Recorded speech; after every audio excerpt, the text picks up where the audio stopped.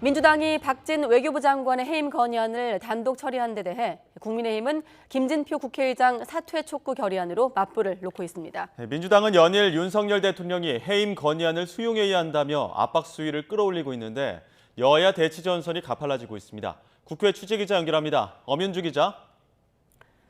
네, 국회입니다. 네, 어제 민주당이 단독 처리한 박진 장관 해임안. 정치권 후폭풍이 거세게 일고 있죠? 네, 국민의힘은 예고대로 오늘 오전 김진표 국회의장에 대한 사퇴 촉구 결의안을 제출했습니다. 김 의장이 국회의장으로서 중립 의무와 합의 정신을 어겼다는 건데 현장 보시죠.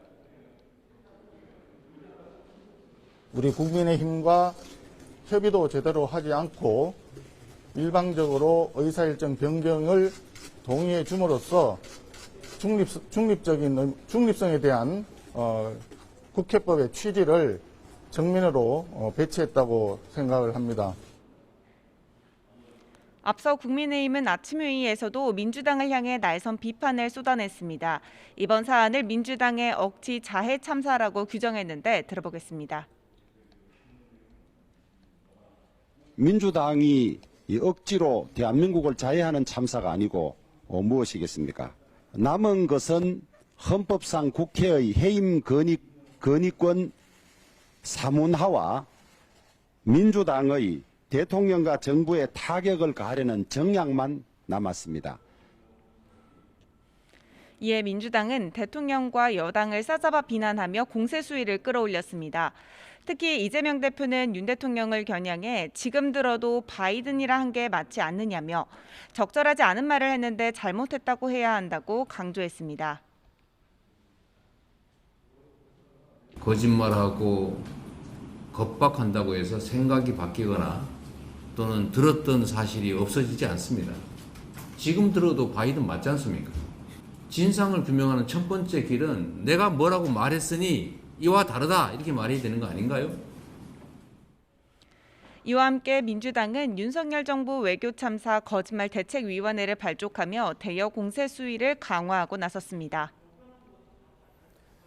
네, 한편 오늘 대통령실을 소관기관으로 둔 운영위도 열릴 예정이었는데 결국 불발됐죠?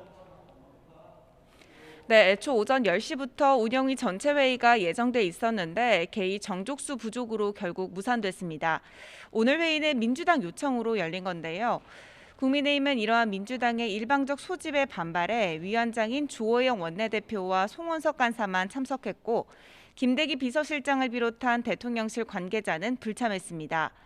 민주당이 박진 장관 해임 건의안을 밀어붙인 기세를 몰아 대통령실 외교안보라인 경질까지 예고한 만큼 운영위에서만큼은 야당에 공세의 여지를 주지 않겠다는 것으로 해석되는데요. 이에 대해 국민주당은 강하게 규탄했는데 국민적 관심사가 있으면 소관 상임위를 열어 정부 입장을 보고받는 것이 국회의 기본 책무였다며 유감을 표했습니다.